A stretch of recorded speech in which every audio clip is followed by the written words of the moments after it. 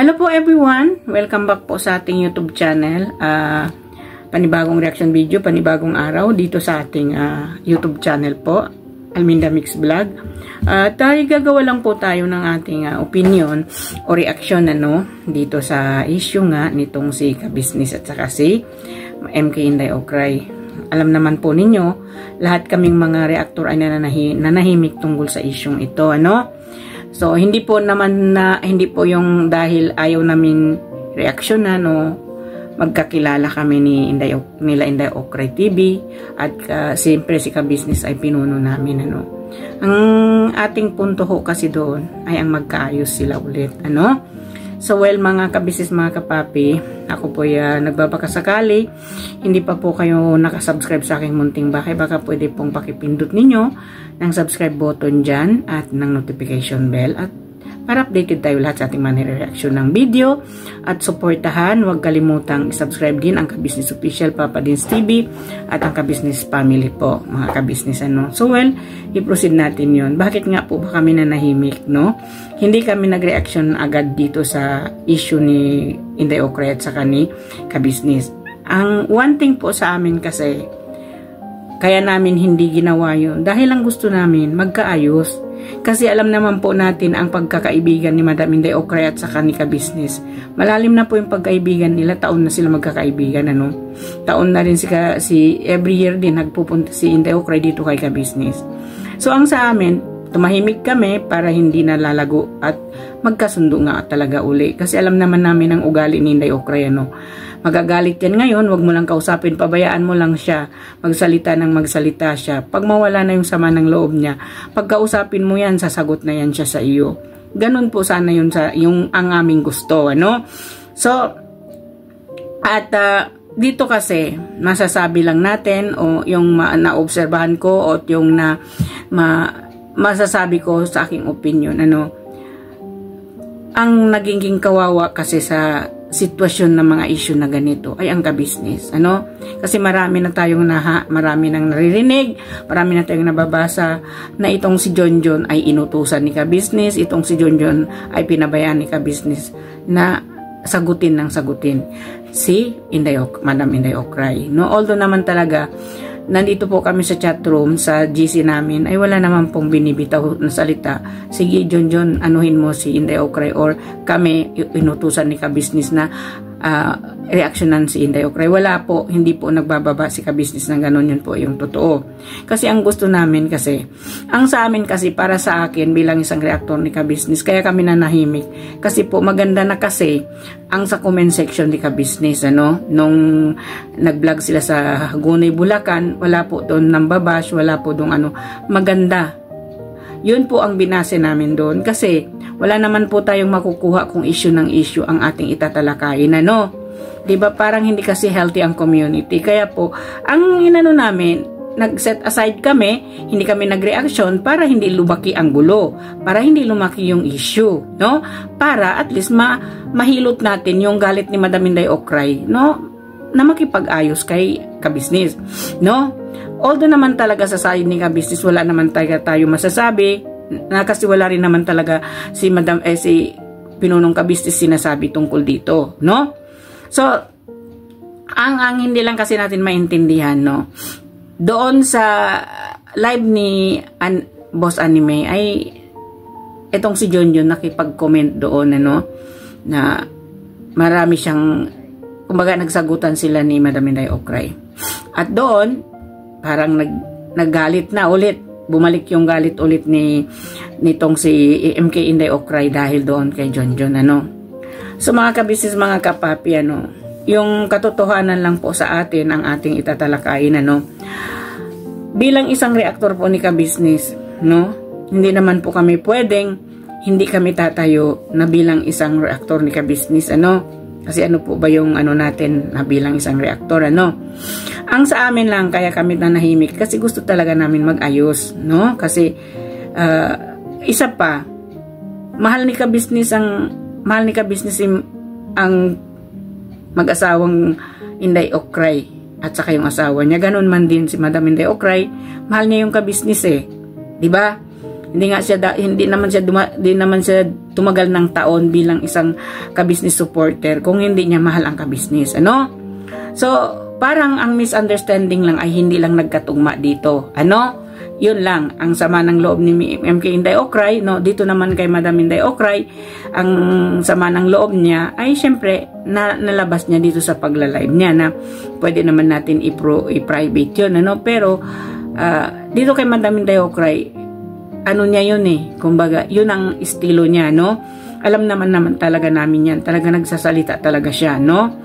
Ako kahit hindi ko pa gaano kilala si Madam Inday Okray nang matagalan, pero kung nagaano kasi siya, kung ano yung gusto niya, kung ano yung dapat na wag siyang anuhin, dapat maintindihan mo yun. Kasi alam naman natin si Madam MK Inday Okray ay noon-noon pa naman talaga na malalim kasi yung pagkikipagkaibigan nila, no?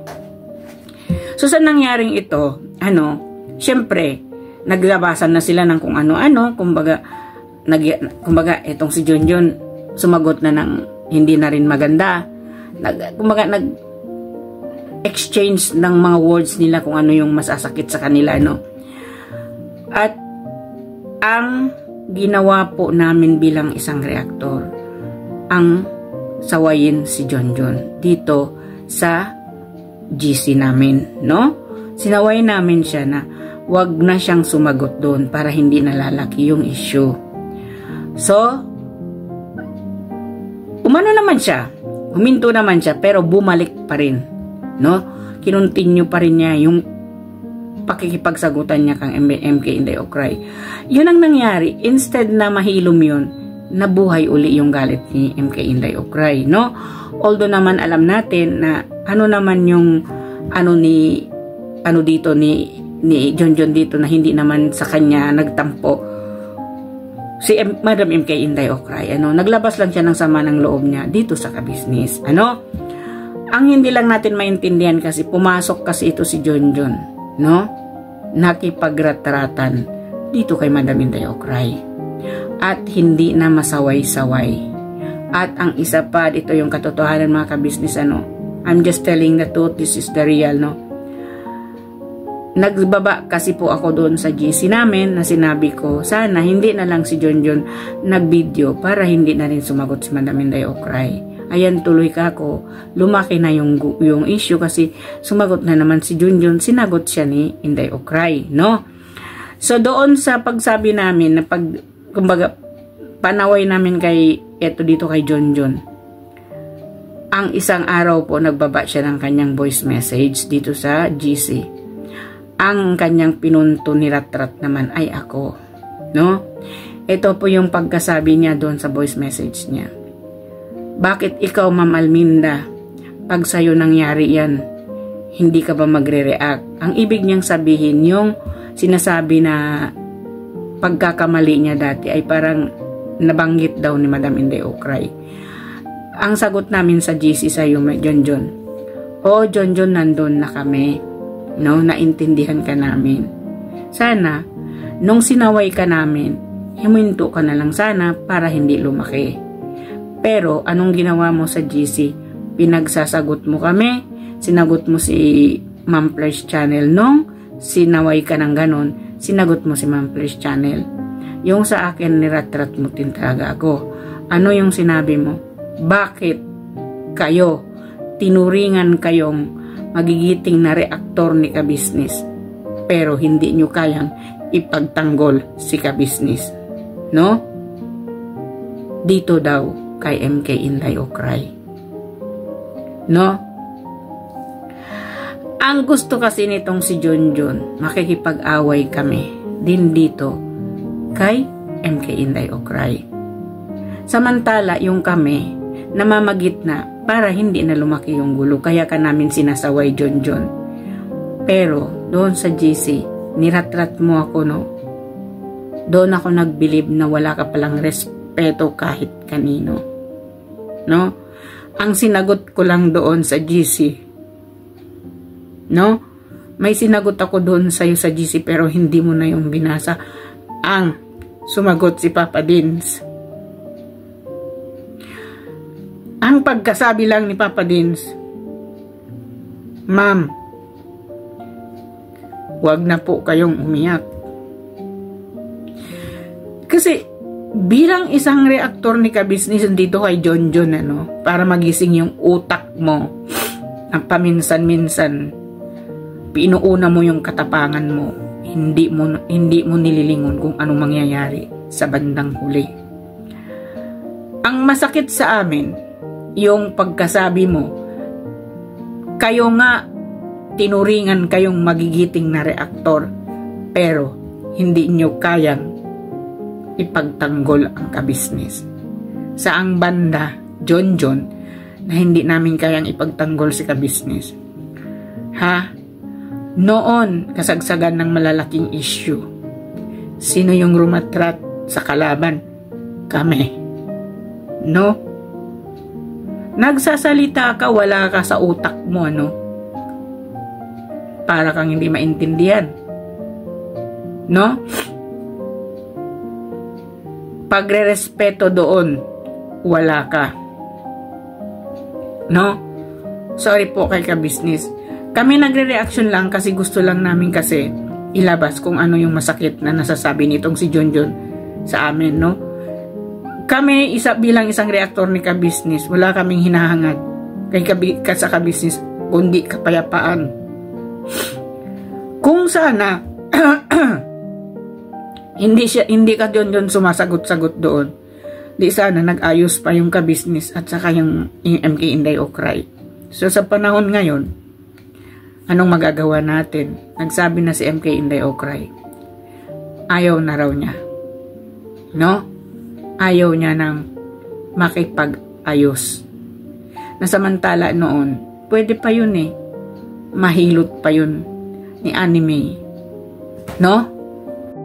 Minsan kasi bigla tayong nagsasalita, hindi natin iniisip na nakakasakit tayo, no? Dito kay John bilang isang payo namin, no? Alam namin kaming lahat ng mga reaktor nasaktan, no?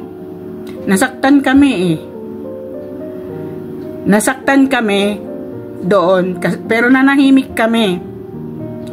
Nasaktan din kami kasi alam din namin, no, na nagpapanood din namin itong mga live ni Madam Inday Okray, na mayroon siyang konting parinig o pakutsada kay ka-business. Alam namin masakit para sa amin yun. Pero ang sa amin, kasi kaya hindi kami nag-reaction, para din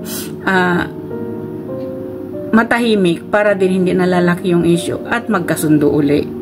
No? Pero sa panghimasok mo dito sa isyong ito, mas lalong lumala. No? So tapos kaming mga reactors ang sinisisi mo, no? Ngayon sasabihin mo, sasagutin mo yung mga bawat reaction namin, sasabihin mo ay hindi naman po yun, no, paninisi sa inyo, ako'y nagsasalita lamang. Asaan yung kukote, Asaan yung laman ng pangungutak natin, no? Sa bagay, no, hindi natin talaga maiiwasan o makokontrol yung isang tao. Kung ano na talaga siya, yun na siya. No, ang sa amin lang kasi no, ayaw na natin magkaroon ng issue si ka-business.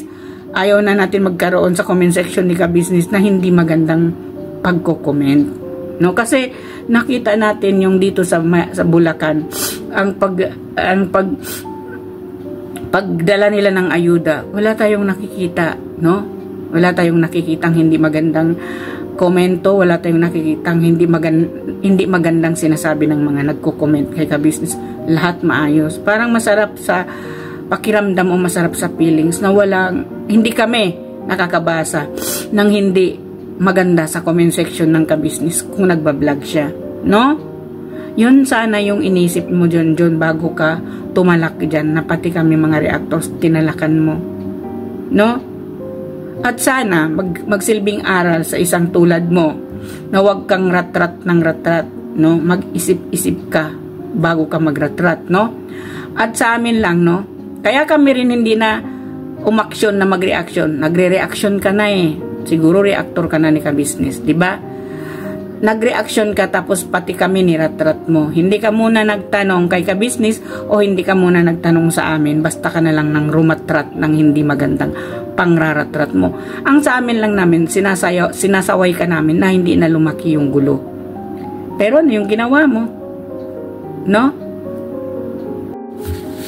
Sige ka pa rin ng sige sa kakasalita, hindi mo na pinakinggan kahit sino, no? Kahit sinasaway ka na, no? So sa ngayon, sa palagay mo pa kaya Junjun, maayos pa namin ito, maayos pa natin na papagkasunduin ang kabisnes at ang MK Inday Okray, hindi na eh. Siya na mismo nagsabi ayaw na niya. Samantala nagsabi siya noon, kung pinabayaan lang sana siya naglabas ng kanyang sama ng loob. Nag-aantay siya na tawagan ni kabisnes o makipag-usap sa kanya, sasagutin niya at okay na. Pero ngayon wala na tayong magagawa eh. Andyan na eh. Sa palagay mo ba, Junjun, yung issue na yan? Kumbaga, mahilom agad-agad yan, hindi. Hanggat may galit si Madam Inday Okray, hindi niya yan tatandanan. No? Alam naman po natin, ang ating obligasyon bilang reaktor, ang ipagtanggol si kabisnes. Wala naman po kaming laban na hindi ipinagtanggol si kabisnes. Lahat po naman ng laban, ipinagtatanggol namin si kabisnes. Kasi ayaw namin masira yung community niya. No? Ayaw namin magkaroon din siya paulit-ulit ng mga basher na iyan. Na samantala ang basher na iyan ay dating nagmahal sa kanya yan. No? So sa ngayon po mga kabisnes, mga kapapi, wala na eh. Hindi na natin pwedeng anuhin si Madam Inday Okray kasi nagalit na siya eh. No? Dito para sa iyo Junjun, ano? Magbigay ka naman ng respeto kahit papaano. Kasi alam mo, kahit naman yung issue mo dati eh, ipinagtanggol ka naman ng mga reactor noon, no? Yung issue mo dati, pinagtanggol ka naman namin noon eh. Pinagtanggol ka ng mga reactor. Siguro, sa akin hindi ko masasabi kasi hindi pa ako reactor noon nung nangyari sa'yo yun. No, kung siguro reactor ako, makipagtanggol ka. Pero bawat reactor nagtatanggol sa'yo eh. Pati yung mga kagwang ipinagtatanggol ng mga reaktor dito sa mga comment section na against sa inyo, no? Nakipagretratan nga kami diyan kay Aningat noon. Kasalanan ng mga kagwang yun, di ba? Paano mo masasabi? Tinuringan kami magigiting na reaktor ni kabisnes pero hindi namin pinagtatanggol si kabisnes. Nag-iisip ka ba? Mag-isip ka bago ka magbitaw ng salita mo nang hindi ka makapanakit ng ibang tao, 'di ba? So mga kabisnes, mga kapapi, hanggang dito na lang po. Pasensya po, no, dito sa mga nasabi ko. At maraming salamat po. At sana maunawaan ninyo, no, na ako yung totoo lang ang sinasabi natin dito, no? Mahirap po magsinungaling at mahirap din makipag-away na hindi mo kaaway. Yun po. So, huwag po natin kalimutan, no? Suportahan ang Kabisnes Official, Papa Dins TV at Kabisnes Family. Gayon din po ang kasamahan kong reaktor. Si Taong Gala, Anime Reactor, Ma'am Press Channel, Kalingap Turak, Analisa Reality Vlog, at ang inyong lingkod po, Alminda Mix Vlog, nagsasabi may Allah bless us all. Sana po, ang wish ko lang, ang mga reaktor ay hindi magkawatak-watak. Yun lang po. See you again mga kabisnes.